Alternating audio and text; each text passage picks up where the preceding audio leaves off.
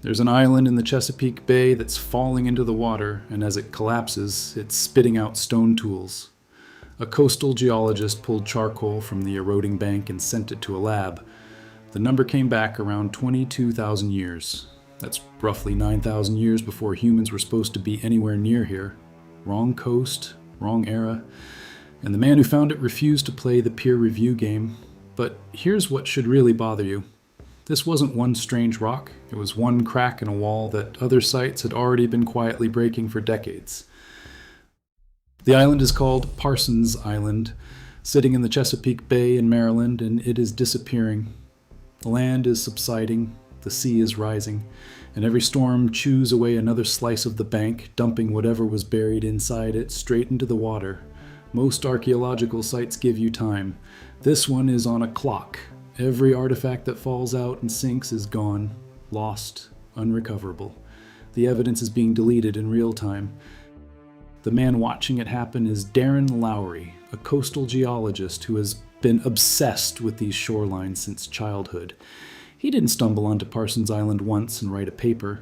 He went back, again and again, 93 documented visits. And across those visits, he and his team recovered somewhere around 286 artifacts. Flakes chipped off larger stones, a hammerstone, cutting tools, the debris of people making and using tools on a spot that, back then, wasn't coastline at all. Now, most of those artifacts fell out of the bank as it crumbled, and a critic can always say a loose object washed in from somewhere, sometime, but not all of them fell. 9 were still locked inside the bank, sealed in the sediment exactly where they'd been buried, and 3 of those were tied to charcoal that an independent lab dated to somewhere between roughly 20,500 and 22,600 years old. The tool outlived the hand that made it, and the island is erasing the proof as fast as it hands it over. Here's the part that mattered most. The date wasn't the only problem. It was where the date showed up. To understand why a rock on a Maryland island breaks the map, you have to understand the wall it slammed into. For most of the 20th century, archaeology had a clean, confident answer for when humans reached the Americas, around 13,000 years ago. The story went like this. Ice Age glaciers covered the north, then they melted and a corridor opened up through the ice, and people walked down from Asia through that gap and spread across 2 empty continents. The first of them left behind distinctive spear points first identified near Clovis, New Mexico. So the model got a name, Clovis-first. And for decades, Clovis-first wasn't a theory. It was the border of what you were allowed to believe. Parsons Island doesn't fit any part of that. It sits on the east coast, thousands of miles from where the corridor was supposed to dump people out. And it's not a little older. It's around 9,000 years too early, sitting deep in the last ice age, when that ice-free path didn't even exist yet. Now, dating stone tools is genuinely hard. Stone doesn't carry a date. You have to date the material around it, and that's where critics push. They point out that charcoal near a tool isn't the same as the tool being used. They raise the possibility of old carbon, of layers that shifted, of contamination. Those are real objections. Scientists are supposed to make them. But watch what the objection quietly does. The stratigraphy at Parsons is the thing that makes it stubborn. A tool sealed in an undisturbed layer with older sediment below and younger sediment above can't have just fallen in later. It was locked in place.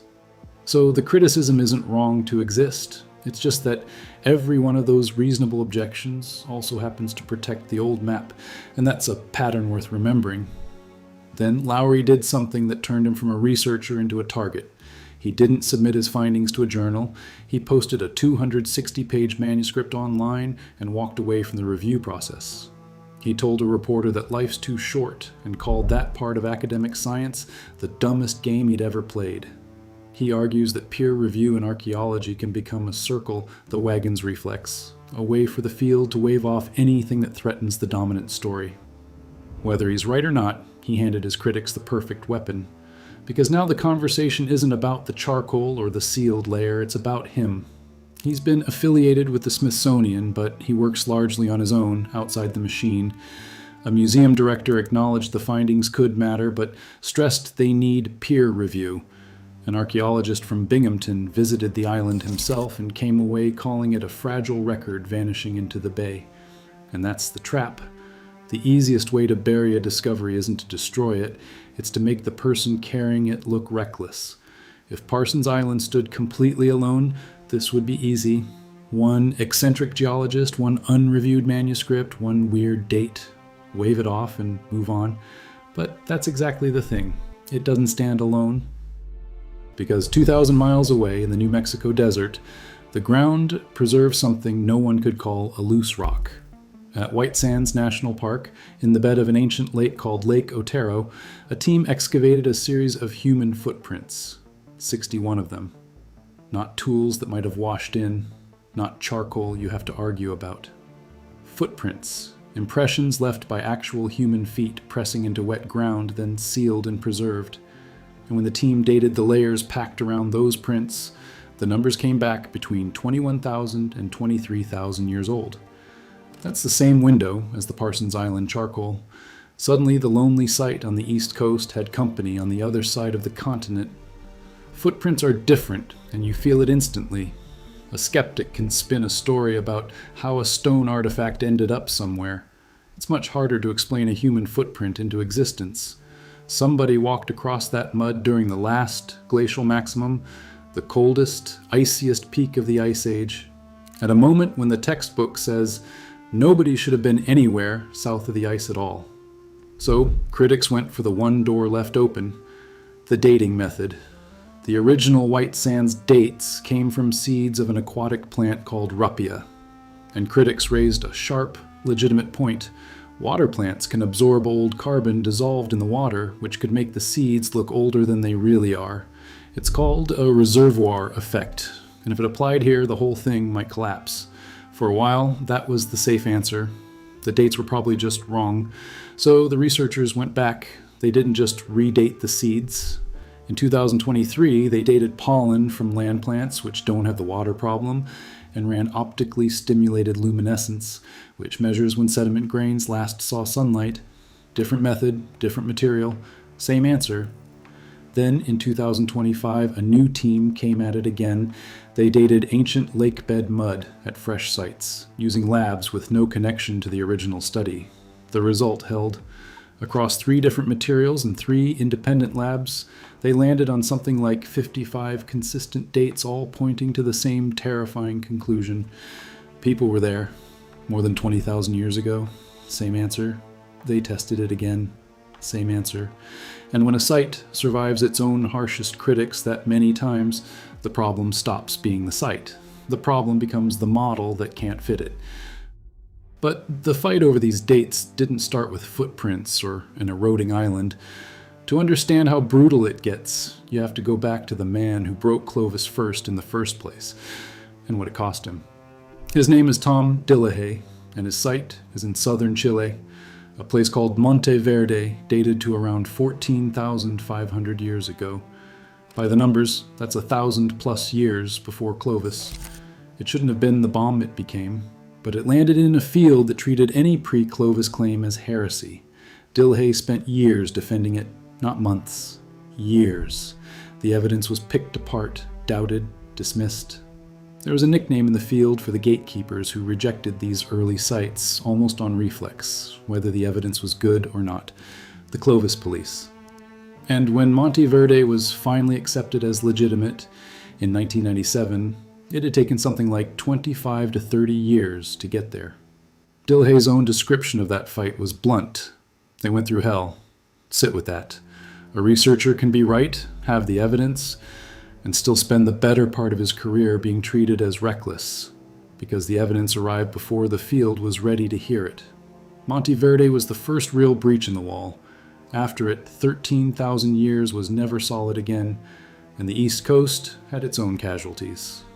In Pennsylvania, there's a rock shelter called Meadowcroft, excavated by an archaeologist named James Adovasio.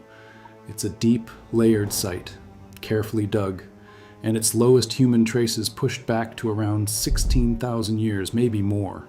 Older than Clovis, right in the forbidden zone. The response was the same reflex: contamination.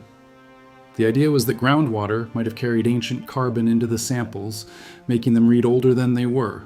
For decades, that doubt hung over the site. And here's the uncomfortable part. That contamination charge was never actually confirmed. Nobody ever proved the samples were tainted. But it didn't need to be proven. It just had to be said loudly enough, long enough to keep the site quarantined. That's the quieter danger in this whole story. You don't have to destroy an inconvenient site. You just have to call it contaminated and let the doubt do the work. One East Coast site older than Clovis could be an anomaly. Two starts to look like something else, because a couple hundred miles south in Virginia, there's a site called Cactus Hill on a sandy terrace above the Nottoway River. And Cactus Hill did something that's very hard to explain away.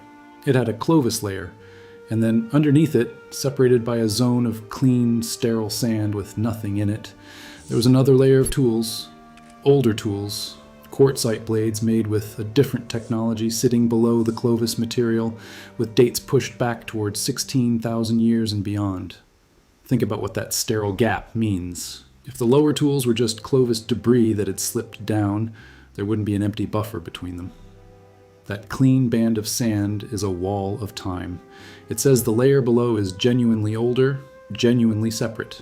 Not contamination, not slippage, a different, earlier people.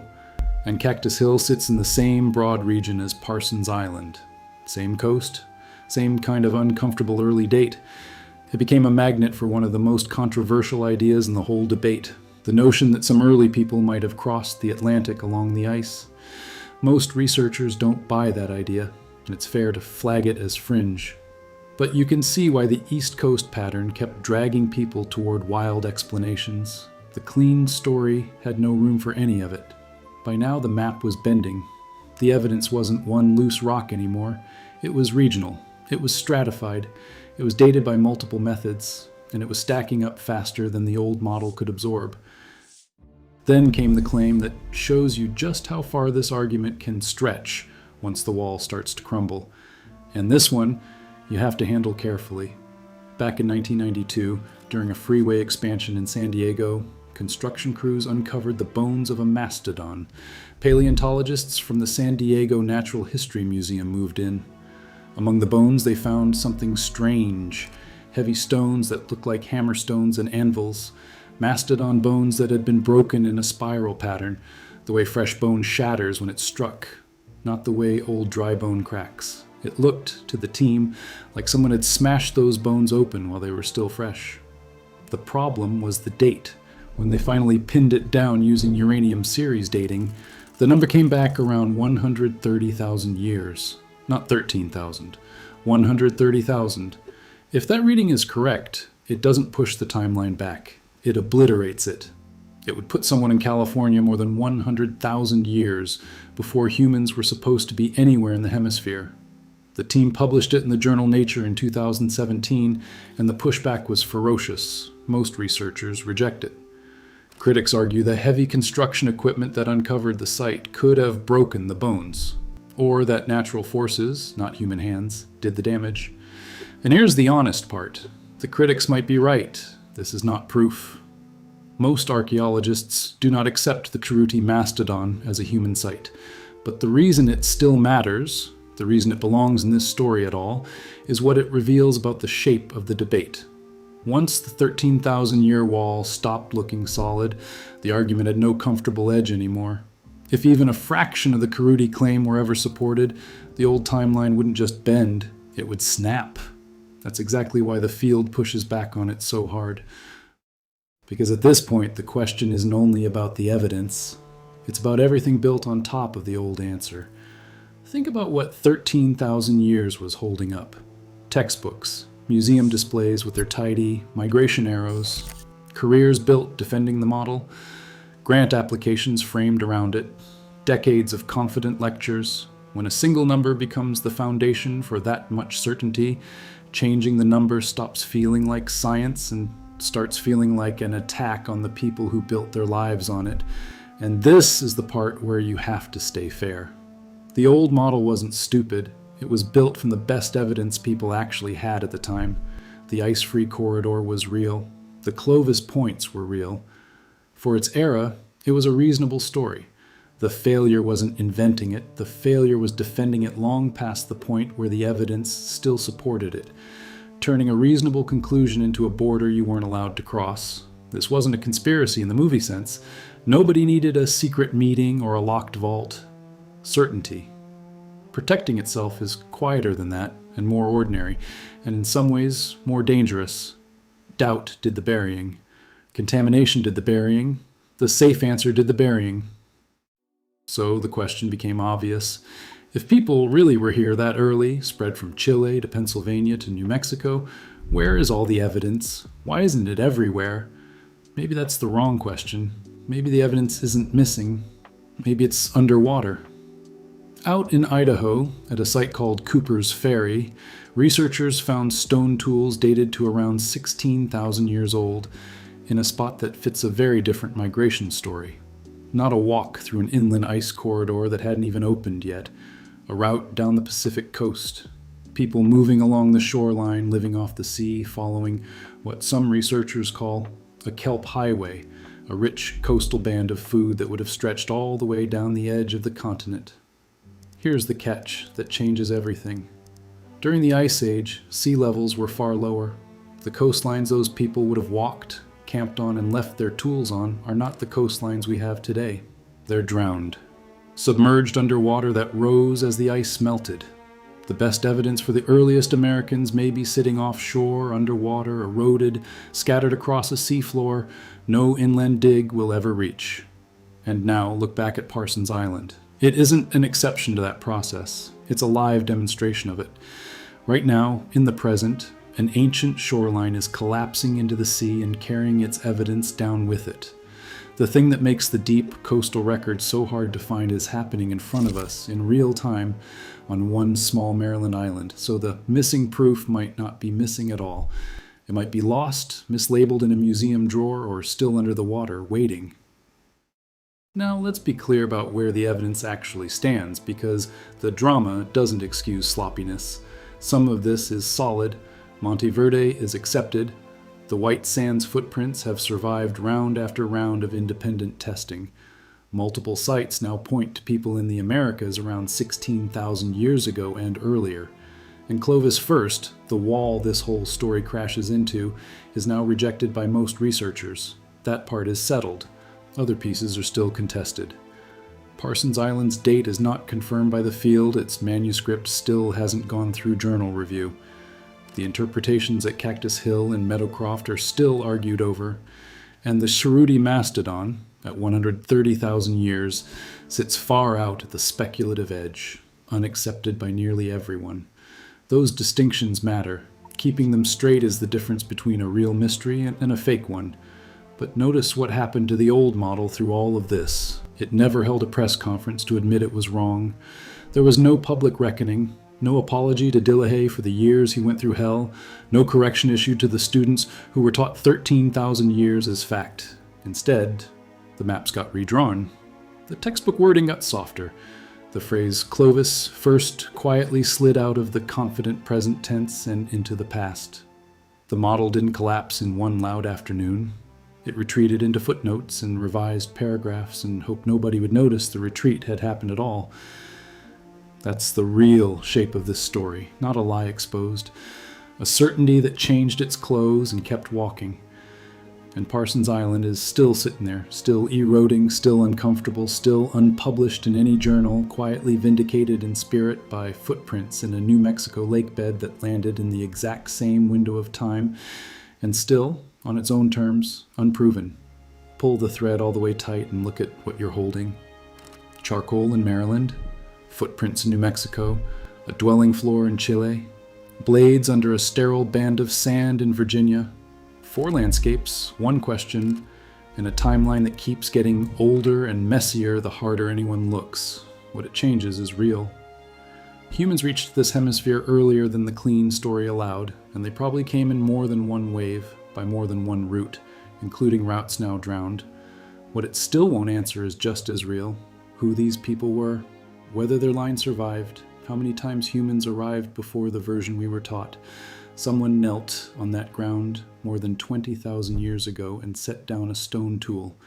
And right now, tonight, the bay is pulling the bank apart grain by grain, tipping that evidence into the dark water while the field is still deciding whether it's allowed to believe it. The old story wasn't wrong because anyone lied. It was wrong because it was too small, and it was defended too hard, and the people who defended it were never really made to answer for what they dismissed. Picture the last frame, a slab of the Parsons Island bank giving way. An artifact, older than the entire accepted timeline, tumbling out of the mud and vanishing under the Chesapeake. How much of the real first American story is already down there, drowned or buried or mislabeled in a drawer? And whether the tide leaves us any time at all to go find it.